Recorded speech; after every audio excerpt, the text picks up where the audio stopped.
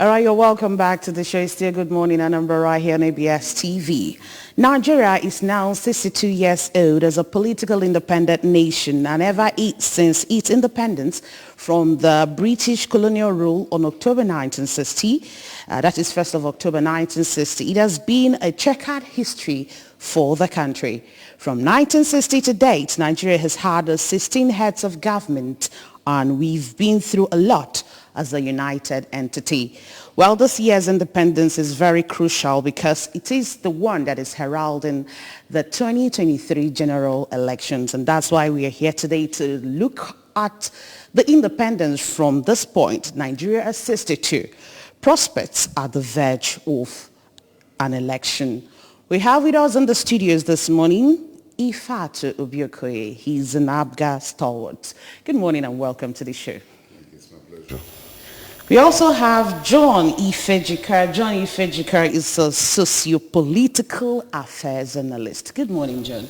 Good morning and thank you. All right, let's start with you, Ifat. Nigeria at 62. Of course, I believe you saw the parade, everything that happened on Saturday, the activities marking the independence. What ran through your mind when you saw all those activities, the parachuters, and how beautiful the whole thing were looking? Well, with some sense of history and maybe nostalgia, remember that in the recent past, independence celebrations have been marked indoors for various reasons, ranging from security, insecurity, and the financial costs, as it were. Nostalgia reminded me those days growing up. Independence Day was almost like another Christmas. Yes. And there were lots of activities, beginning in the morning with government activities at the field. School children will always go to march. In the afternoon, there will be both real marches and novelty marches. There are parties celebrating, as it were, government. Today it's difficult to use the expression celebration. We can only reflect after 62 years how far we've gone, and based on that, build upon the new nation. Let's go over to you, John. Let's kind of x-ray or analyze the journey so far. 62 years ago, we started this journey when 71 kobo, right, is to $1, and today we are looking at 733 naira to $1. If you made 71 kobo, then things were already going bad. I made 52. And later, I remember my first travel, my basic travel allowance was 500 and something naira to $1,000. And that was what it was at that particular time. I feel for this present generation because you never saw the good part of Nigeria. There was a time I traveled across Bauchi State and our vehicle had problem. The villagers didn't ask us whether we are Muslims, whether we are Christians, we are the tribe. They saw it, they started bringing us boiled maize and water. That was the Nigeria I met, the good Nigeria that I knew. And that is why at that particular time, somebody could as well say, that's why if you look at some of the Igbos that grew up in Jos, they don't want to come back because what they saw at that particular time, it was a one entity, one uniting family that we had at that particular time. For example, in 1952 to 1958, Hausa man who married one Igbo lady, Esther, based in Enugu there, was made the first mayor. Umaro Altine was made the first mayor of Enugu. He was voted by the people. He was a member of the NCNC, the ruling party at that particular time. People did not say he's not an Igbo person. He's not this, he's not a Christian. But they voted for him. That was the Nigeria I knew. But today, even they want to make you something. This Anambra state, you are from Obosi. Some people will say, no, he's not from Oka. Why we should get that? Not to talk of a larger Nigeria. So it's terrible, and I begin to feel for people who never saw the good parts. In the university, when by the time you come back to your room, your bed has been made by potters, it was so in the university. And you come with your 5 kobo, you want to eat food. They give you, and you just tell the woman that I'm expecting a visitor, I need milk. And you said, well, how many do you want? And it's there by my side. They will give you the milk, but he doesn't want because he doesn't need it at that time. They will ask, the woman will ask, you want to? He said, no. I just escorted my friend. That was the kind of Nigeria we had at that time, where Hausa man will be a very good friend of an Igbo person. Igbo person will have a Yoruba person, visit the interior where he comes from without being afraid of anything. That was the Nigeria I met. I look at it, I feel it with nostalgic feelings. And the time, what made a lot of us to want to join the army at that particular time was the beautiful parade. You see soldiers, well-dressed, smart, and things like that. That parade was wonderful. You want to see it, and things like that. I can leave Lagos and go to Kaduna to go and watch ranchers' bees playing football. It's not so in Nigeria. If I tell you I'm going to Kaduna, you will warn me, be very careful. Oh. I don't want to lose you. That was the Nigeria I met. A wonderful Nigeria that it makes one to feel like crying with what is happening today. If that is where the leadership, they have failed us. And that is it. All right, Ifat, you said that it is not worth us celebrating. So what should we be looking at the economic indices and how they are not really trickling down to the people? Yes, that's where, since we are talking about elections coming up, we must reflect on how we failed, why we failed, and use it as the basis for going forward. Said quite rightly, I was an Enugu boy. I met this Hausa man who was mayor at that time, and we saw such things.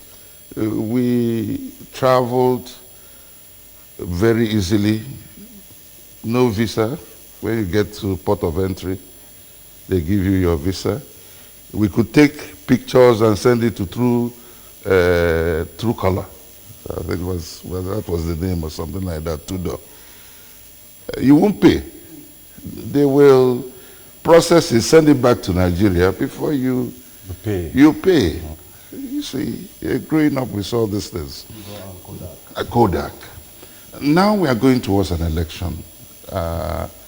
What should be the mindset of each and every one of us? It's not about the political parties again. The parties, generally speaking, have failed.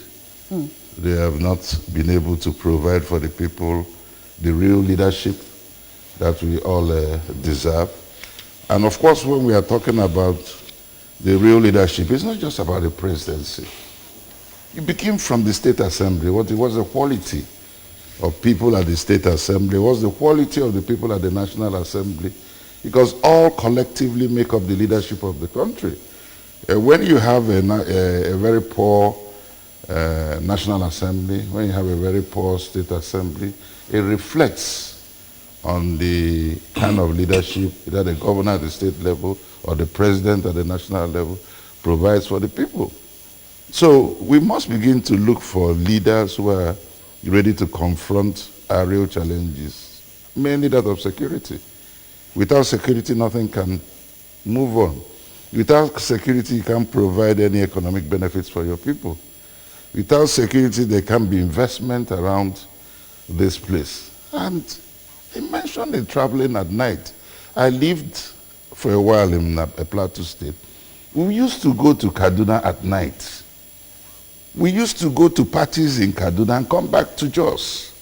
We used to go to parties in Bauchi, one hour away, and come back.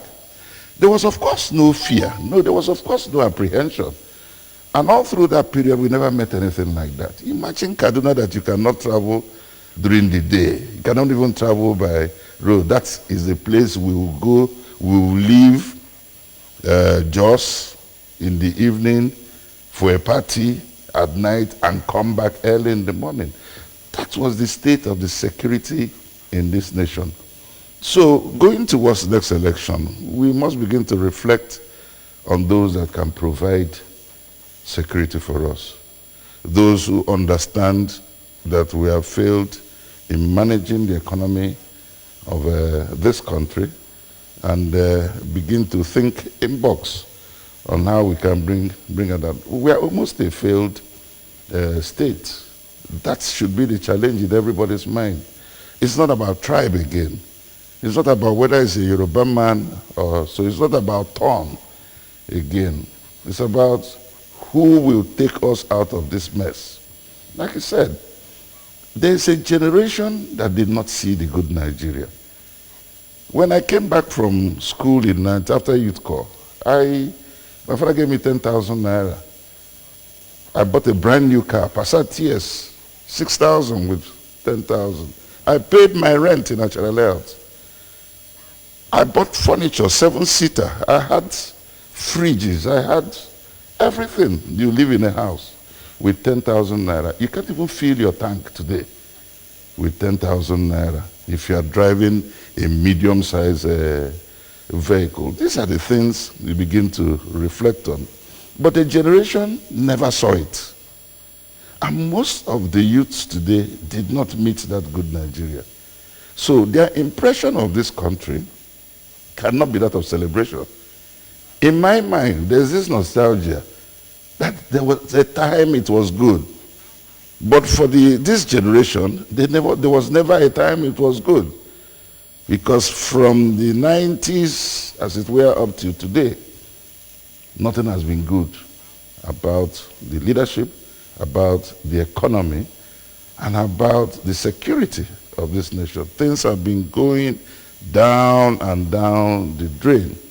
So moving towards February next year for the election, as we celebrate, in quotes, it should be more reflective of the nature of leaders we desire.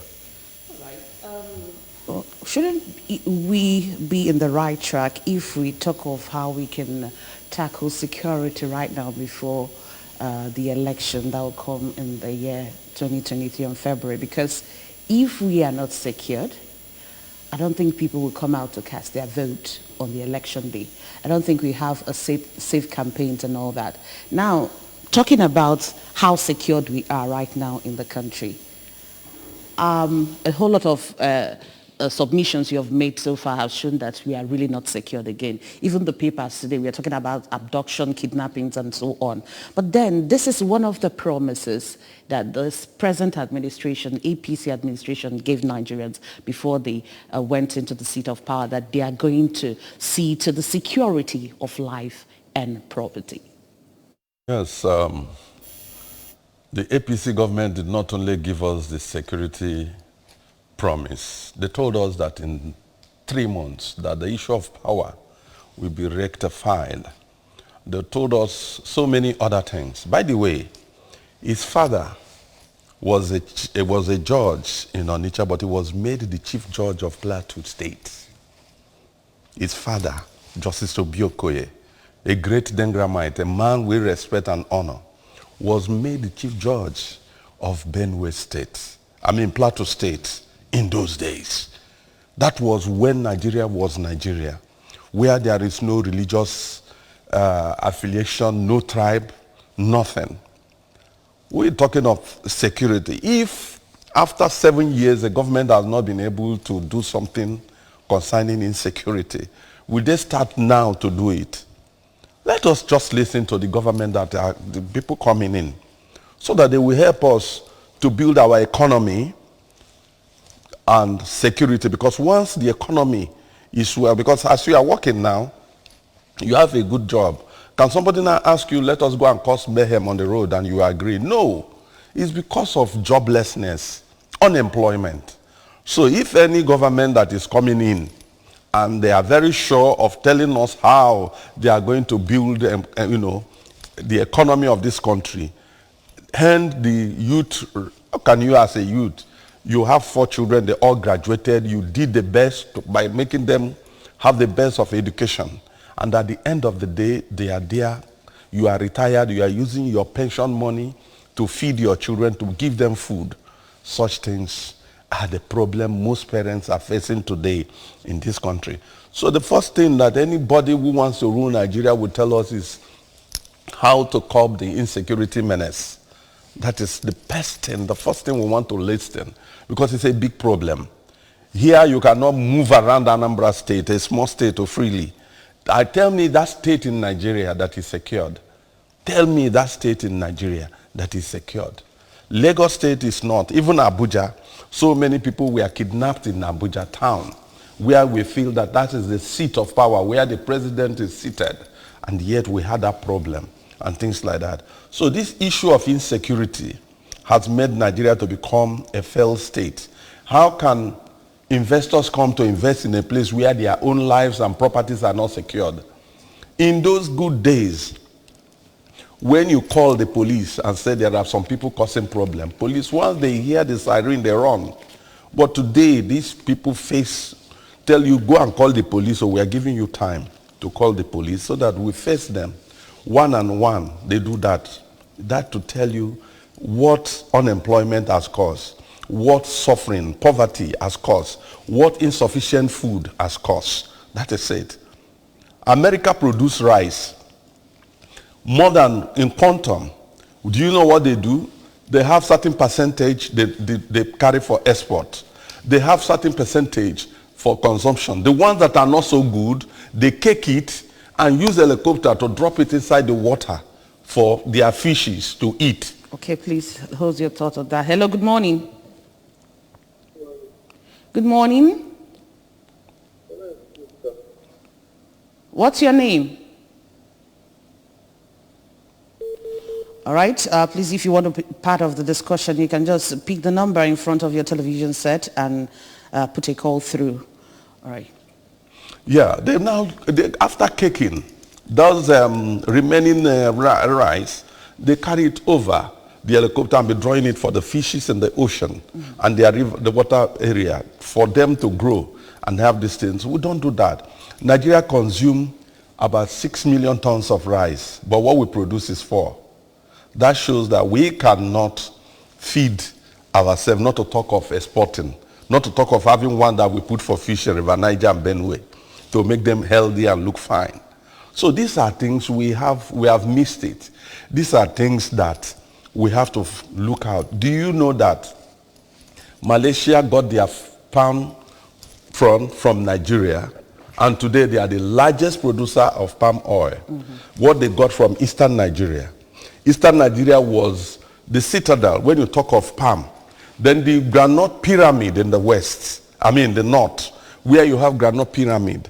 Then you have the cocoa. Cocoa house was the first tallest building we had in Nigeria in Ibadan, about 17-story building from cocoa. That was where they got all these things. Today, the Southwest cannot feed themselves of cocoa, not to talk of their cocoa, they cannot, what they are producing. Where is the granite pyramid in the north? They have all disappeared. You had people of Dantata, so many wonderful names. These are the people who were in produce, but today we don't have them again. Hello, good morning. Happy Independence. Same to you. What's your name and your location? My name is Mr. Okechukwu, and we're calling from Jos, Plateau State. Mr. Okechukwu, how are you doing this morning? I'm fine, please. Independence to all of you. All right, go ahead. Yeah, please, I am so happy hearing this from our father. Oh my God, so interesting. In fact, their statement glued me to my television. I was just listening to our father. Oh, I love them. I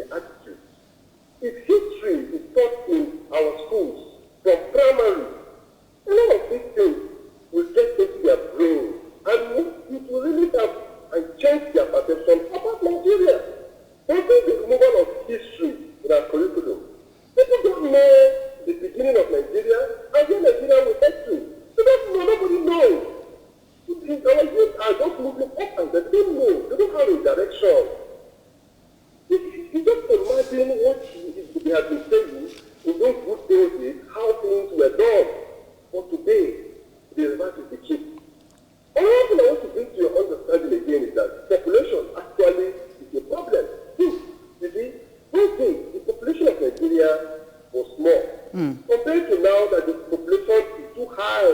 So, when you have 6 children, definitely you have the bad one and the good one. How do you have all that will be good? So, what is happening in Nigeria is that a lot of that.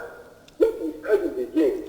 Since the military rule from 1957 to 1999, those military rulers have actually affected the growth of democracy, the growth of, moral prudence in Nigeria. Military distorted everything. So the reputation of democracy in Nigeria from 1999 till date has also been bastardized. All right. Economic politicians who do not want the country to grow. All right. Come to spirit, please. I want to speak to my father, the one at the Abda Taliwat, that please, eschew party issue. Let us go for candidates. Peter Obi is our candidate who will foresee that will really help this country, at least the economic aspect and the security aspect. So from there, other people that will come will do the same way. All right, thank you so much, Okechukwu. We need to continue with our discussion this morning. And other people want also to call in on this show. Let's know who is here. Hello, good morning.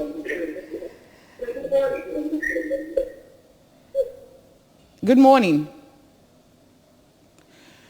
All right, we've heard what Okechukwu said. He said it's not just about bad leadership, but the hike in population.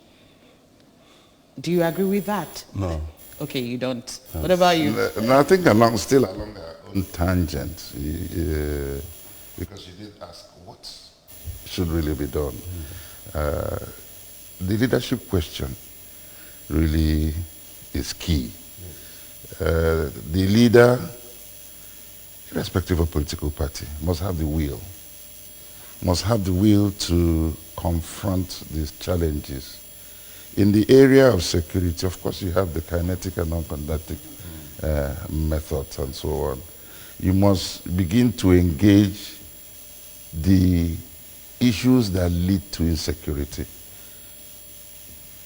joblessness, inability to even feed on a daily basis. The more poor people you have in the streets, the more insecure the environment is for everybody. Besides the socioeconomic issues, there is also the question of unemployment. There was a government here in Anambra State that for 8 years did not employ anybody in the service. 8 good years. So we must begin to look at those factors that are leading this generation into a lot of insecurity. People have left the homes and moved into bushes because they now find good living in kidnapping. Instead of being an arboro or a truck pusher, he goes into the bush, comes out, kidnaps somebody, collects millions of naira. These are the things we begin to look at. So as we look at the challenges and begin to provide proper leadership that will ameliorate the poverty, we also begin to engage them head on. I really like what the governor of Anambra State has been doing recently. Yes. You must use such approaches. You must engage them head on. In Anambra today, cultism has gotten to that level. People will now go to native doctors and acquire all these fake powers. Because you ask, when they are shot and eventually killed, you see a lot of charms and amulets around. So, it doesn't work. All that while it worked for you was the grace God was giving you for repentance. But one day you'll be caught in it. So, leaders, governors, the presidency must engage these people seriously. At the national level, it's more serious because we have the institutions that are supposed to provide us being on a collaborative basis with the states. You have people who have the resources to buy arms and ammunition, embezzling such money. And these things affect the morale of even those officers and other ranks that they're supposed to lead. So it's a leadership question, which is key to providing both the socioeconomic benefits and both the security challenges, engaging it head on. Right. Still talking about security, you made mention of the people that are supposed to be protecting us, and we have subversion and sabotage as one of the parameters that is fueling insecurity in the country now. Now the question is, where is this problem coming from? Owing to the fact that the present leader of this nation is a retired military man, Army General.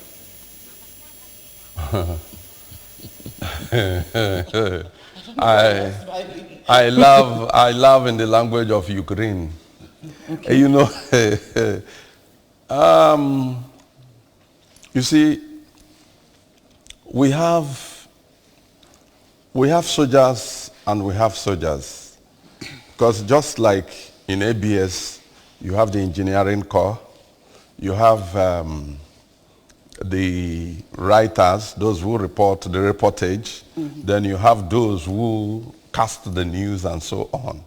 You have drivers, you have mechanics and so on, people that are in maintenance, then you have the camera people. So it is in the army. You have the artillery, you have the infantry, you have the armored corps, and so on and so forth. Somebody may be a soldier, he knows about the infantry, move and fight. Then somebody may be a soldier and he worked in the intelligence. There are two different things. The intelligence, because soldier cannot attack Amansi. There must be an intelligent report, gathering, that will tell you what is happening there before they know how to go. At the time they will say, no, let us move. The fact remains, he mentioned kinetic and non-kinetic. You see, Nigeria has been using non-kinetic to fight the terrorists, thereby giving the terrorists a lot of, what do I call it, a lot of advance in this situation.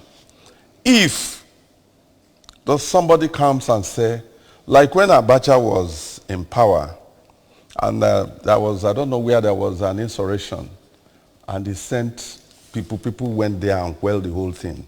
Within 24 hours, they need to. Nigeria have trained and able soldiers. If we are really, the day we want to come out and say we want to end insecurity in Nigeria, insecurity will come to an end. That is the truth of the matter. Insecurity will do what? Come to an end. The leadership have not decided. They have not decided. I know the National Security Advisor is a very strong man and so on. Military does not go and fight, even when the fight is coming to their own domain by their training. There must be order from the high command. If there is a place where functional line works in the military, it works in the military management. Very, very, very important. It works there. So they must obey. That's why they say obey the last order. Order has not come. The day the last order comes, and you tell the military and say, we are giving you 1 week to make sure that all this thing stops, it will stop. But that order has not come. So it's for us to tell those people who are supposed to give that order, to give the order. And let us see whether Nigeria will not be secured or not. That's the truth of the matter. All right, let's look at the speech delivered by the president on Saturday. He started by thanking Nigerians for giving him the opportunity to oversee the affairs of the country for the past 8 years. And he talked about so many things that we are facing as challenges.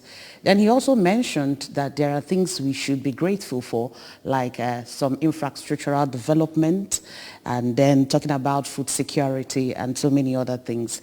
Now, lastly, he also admonished the politicians that are coming out for the 2023 election that they should have issue-based campaign, devoid of hate speech and all that, and roll out or come out with policies that are people-oriented. So what do you make out of that speech? Let the politician answer this. That's good. You know, really, whenever we come towards the end of a regime, you find the man that is charged begins to be reflective.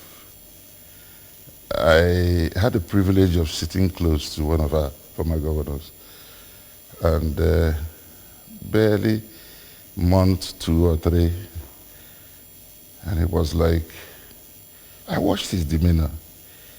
He was like, where did we get it wrong?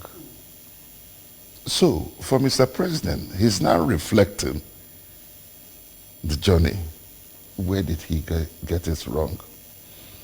Nigerians should know that we had a man who was pursuing a personal ambition of becoming the president of Nigeria. He achieved it. Just like, again, we have another old man pursuing a personal ambition of becoming the president of Nigeria. But God has given us what to reflect on. You are limited by age. For health reasons, General Buhari could not be the general because that we know. You can't hide these things. You get to a certain age, then you must begin to manage your life. And in governance, it's very easy to shut out the leader, to provide undue intelligence that puts him in a hole, and other people are running the system. I can bet you that this country has been run by other people other than Buhari in the last 6 years, because we know that his health could not take him more than that. He was managing his health. Again, we have the opportunity of having a new president. Are we going back to the same experiment that God has exposed us for? So, reflecting again on his speech, good speech, but of what substance? You had 8 years to make a difference. And at the twilight, he's now looking at, what have I really achieved? It's not about the infrastructure. That's not what we are talking about. Infrastructure will always come. The one that was built in the Second Republic or even the First Republic has been modernized. We did not have dual carriage roads in the First Republic. We now have it today. Many things with time begin to change. We are talking about providing the enabling atmosphere for governance, which is based on security, which is based on due social values, which is based on the rule of law. So when you have these things institutionalized, it doesn't matter who comes and goes. There will always be basis for governance.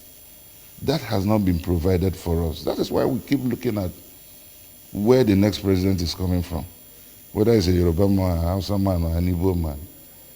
Travel abroad. Have you ever seen the UK, what do you call it, Prime Minister? President of America? Have you ever seen him? But the country has been built in such a way that you come in, enjoy the facilities, make use of them, grow within the facilities, without ever meeting. I've never met a minister abroad because I don't have any need. So these are the things we should be looking at. I pity Mr. President. He was limited by the factors of health. But it's for Nigerians to begin to learn from this, moving forward towards next year, what we should do with the new leadership. This is Mr. Kojuko. I am so much interested in this topic today. Our fathers are really making this. All right, okay, Chukwu, just be brief, please. After Taliban, our father there, please, I beg to differ a little. You see, General Buhari of today, he started whatever that is happening in Nigeria as what we call terrorism. Remember says that the dogs and the bamboos will soak in their blood. He even said that the Christians should vote Christians, Muslims should vote Muslims. Because if you look the Muslims, we have more in number than the Christians at that time. Notwithstanding, remember what Abbas said? That anything children that last more than 24 hours, that the government government is part of the issue. So what I'm trying to say here is that it's not only limited by the age factor or the health factor. When you breed snake, definitely the snake will turn around to bite you. If you bred these people and they came into Nigeria, so fight Jonathan did not hand over. And Jonathan, being a smart man, handed over to him. So these people now have turned around, they fight him because he could not settle them or do otherwise. So whatever that is happening today, it is not only about health or his age. They knew and they know about it. Right now, they need to. All right, thank you so much, Okechukwu. You've made your point. All right, still talking about the frontline contenders, talking about the politicians. I wish you saw a picture that was shown when he was making his point. You see a sign showing 2023 elections, and then you see politicians. They are faced one way. They are just concerned with the elections. Then, and the other way, you see where they wrote, fixing the nation. Nobody is looking towards that direction. And that brings me to my next question. What should the politicians, the people that are coming out for election, that's for 2023 election, especially the frontliners for coming out for the seat of presidency, what should they be looking at? It seems like I've listened to their speeches. Not all of them though, but some of them. It seems like they are not really saying, or they don't even know what they are about to face when we talk about how our economy is today. So what actually should they concern themselves with right now? Yeah. Please, when it comes to the speeches of these politicians, none of them knows how to speak. So forget about their speeches. Because in those days, you talk of Oluwakin Foshile, Adeniro Ogunsoya, Adisa, Augustus Meredith Adisa, Akinloye. These are politicians. Nnamdi Azikiwe, Paul Unongo, Naharo. These are, Obafemi Awolowo, Ibrahim Waziri, Suleiman Takuma, Joseph Wayas and Co. These are politicians that will come, and when they speak, they know what they are saying. These ones, you have not seen any one of them that can, make anything. Now, we have 4 men contenders in the forefront of this 2023 election. One of them comes to Nigeria every 4 years when it's time for election. He doesn't live in Nigeria. One of them felt that he has sacrificed a lot, and age is not on his side, but that it's his own time, his own turn now to be the president of Nigeria. Another one felt that that he is a man from Karanawa, a real Karanawa man, and that he is supposed to be the president of Nigeria. Then the other one is telling the youth, it's time for you to hold yourself. It's time for you to hold what belongs to you, and so on. You see, if the youth find out that unemployment will come to an end, if the youth find out that all this marginalization against them will come to an end, then they will go for somebody who is alive, who is strong, who can do a lot of change. Now, let me give you an example. My own self now, I'm not yet 70, but I cannot wear, there are some certain shoes I have that I can't wear again. You can see he's putting on a slip-on. Me, I'm putting on a sneaker. There are shoes with age. It affects your movement, your bones, and so on. With age. And that is why when you have somebody who is old to be the president of a nation, he sit down in the office, he may be dozing, he may be doing whatever. He doesn't know because he's getting age mentally and otherwise. So when you have a vibrant young man to be the president of Nigeria in 2023, whatever he wants to do, he will do it. I remember when one young man was governor in Enugu State. In the night, he will enter the vehicle and drive and go around to see sites, the way things are being done. The same thing, the present governor of Anambra State is a young man. He can move anywhere. He's mobile in terms of health, mobility in terms of health. He can move to places. If you tell him you have done this job, by 12 midnight, he will ask 2 heads to follow him, no siren. And they will go there and check all those things. That's how it should be. But when you now pick somebody who is outdated, who is a dialogue, we are talking of digital something. It happens in football for men who watch football. Ronaldo 10 years ago was a spirit in terms of football, but today he's just a shadow of himself. He can't even play for Anambra, not to talk of the standard where he used to play. So all these things, all these young men, the youth have to look for people who are alive so that they will put fresh blood in governance, fresh blood re-engineering this country, because what this country needs is re-engineering. And you cannot do it when you have a docile brain. So that's what we are saying, that in 2023, let these young men look for who they want to vote for at this particular time to make sure that something. So the youth, if you fail this time around, then you have failed forever.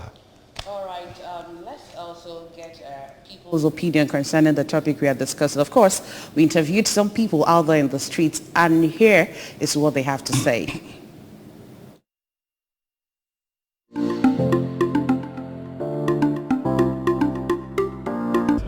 The state of the country currently has made everyone to buckle up, to work harder, to work smarter in order to make money. That's just all I know that we've really achieved.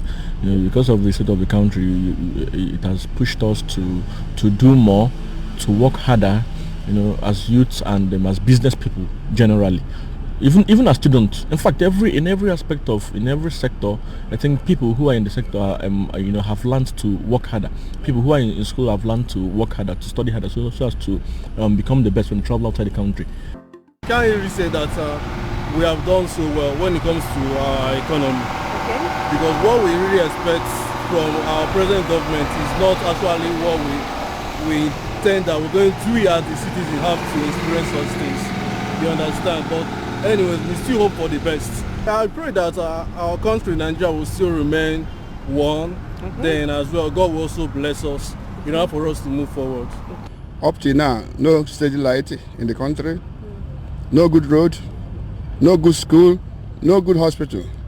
I should not be traveling outside country to look for a job. I expect that now we should be going to be our own independence. Then we consume our own what we produce in this country as a nation. But I don't think that we are yet there. So far, I don't think we have something to celebrate. Okay, apart from life, I don't think there's something very much tangible to be proud of. But we hope 2023 will be far much better. My wish is for the politicians we have, those who we have elected into political offices, to do well, to uphold the virtue of democracy. It's not worthy to be celebrated because we are very, very far backward. Looking around what is happening within the society, you can see students are at home for getting to a year now, and we are celebrating. Some top politicians, their bond forms are the tune of 100 million. But as a country, as a nation, we don't have money to pay our lecturers in order for our students to return back to schools. So what are we celebrating? It calls for sober reflection. We want to ask, how far have we gone? What have we achieved as a nation? And I must say that maybe apart from the little successes we had as a nation before the Nigerian Civil War, I don't think any other good thing has come out of this country, and it's rather very, very unfortunate. Sometimes we from this southern part of the country, even though some people have kept quiet, we are beginning to see reasons why there's this agitation for a separate nation for the southern part of the country. Something good will still come out of it because God is still alive. And that is why I think that what is happening in the country today, as we are approaching the 2023 election, calls for everybody to be on the at alert, for everybody to be prayerful. But Nigeria will raise its head again and be proud to be counted among the Committee of Nations in this world.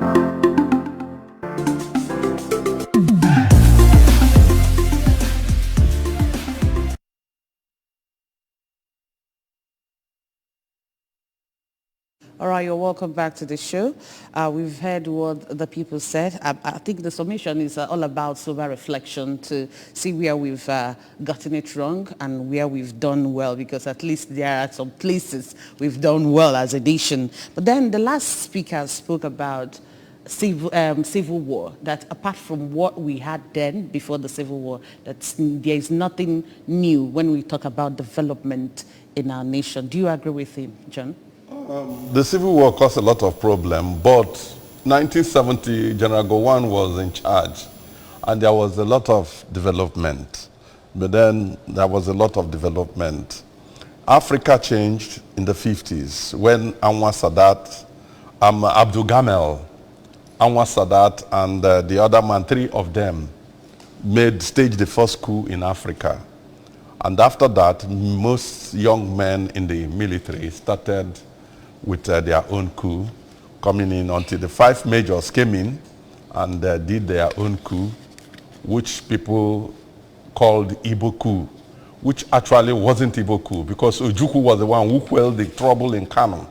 Aguiyi quelled the thing in Lagos and things like that. And this thing led to war. And when the war came in, the first thing they did was to disorganize, because in 1966, Nigeria had about 6,000 number of soldiers, trained soldiers. That was what Nigeria had in independence time, to that particular time. And 70% of the senior officers then were all from the Eastern extract. Eastern Nigeria, that's the people who were there. Madiebo, Awuna, and all of them, Njoko, all Ifajuna, they all were there, Aguiyi. Then the North now sat and said, no, we have to stop the Igbos. And that is the hatred that everybody had against the Igbos, and so on. And they went for this bitter war for 3 years that ended 15th January 1970. And when the war ended, it became a big problem. That hatred and distrust and unforgiving spirit and bitterness against this tribe, the Igbos, became. And that was why in 1970 it was said by the Honorable Federal Commissioner for Finance that any Igbo man that has billions of naira in the bank will be given 20 pounds. That was, 20 pounds was what Nigeria, they got. The Igbos today that made it, they were given 20 pounds. And at that particular time, like he said about that time, Kodak, you send them picture, they look at, they send it back to you, they wash it for you. If it's clean, you do that. So that Nigerians were able to manage with all these things. And still, then there was the Indigenization Act. All juicy company in Nigeria, no Igbo man was at the board. Igbo people were distracted and things like that. And that was why they cut off the study of history in our curriculum. I know you can go on and on, but we really don't have time again. So, so finally, recall that the INEC chairman said something about insecurity, that is going to be a big challenge concerning the 2023 elections. So what roles do we expect the security agencies to play, even now that the ban on campaign has been lifted and towards the 2023 general elections? Security starts with us. I noticed most of the people who commented kept talking about politicians. The success of 2023 and the new Nigeria that we are hopefully looking forward lies on the electorate. The politicians can continue with their shenanigans. It is the votes that will count. And the first defense line, security line, is the people. You vote, stay orderly, vote, make sure the votes are properly counted, make sure that the votes are moved from one collation area to another collation area. Make sure that nobody comes to tamper with the votes. Before you begin to talk about the armed personnel, I have noticed something in a polling station. Do you know that people don't carry arms in the police station? No. They don't. So I've always thought, what if this place is attacked? by people who have arms. Those policemen, you see, they cannot even challenge them. So it's all about the people. We will give the security forces all the cooperation, because the cooperation we will give them is for us in the civil society to begin to behave properly. That will lessen the burden on them. When we don't behave properly, it may become too overwhelming. You notice elections, by-elections have been quite successful. INEC performed quite creditably. When you had the Anambra election, it was one election. You had the Ekiti election, it was one or so. But now you have a general election one day. It comes with a lot of challenges. The network could be jammed. That is when we will know whether this by voter beavers, where it is really working, because the network will all be jammed. So, in summary, I am saying that there is a collectivity in ensuring that there is security on election day. The people must be willed to have a success on that day, protect the area, and support the official security forces in enforcing. On that note, we want to say a very big thank you to both of you for joining us on the show this morning. Ifatu Obiokoye, Abga Stalwart, thank you so much for being here. Yes, and also to you, John Ifejika, socio-political affairs analyst. Thank you so much for being with us. And the people's stalwart too. Okay, people's stalwart. Okay. Well, that's it on the show this morning. My name is Chidima Oramwa. Thank you so much for being part of this show. Good morning.